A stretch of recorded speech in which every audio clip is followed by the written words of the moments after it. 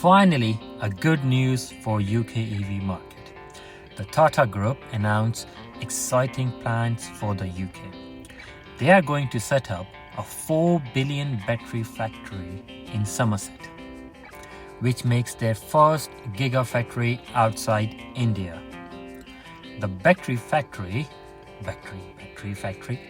will be situated at the Gravity Smart campus, which is just off the M5 in Somerset. So, Tata's battery business Agratas is investing £4 billion in this project. They are expecting to create roughly 4,000 jobs in that region.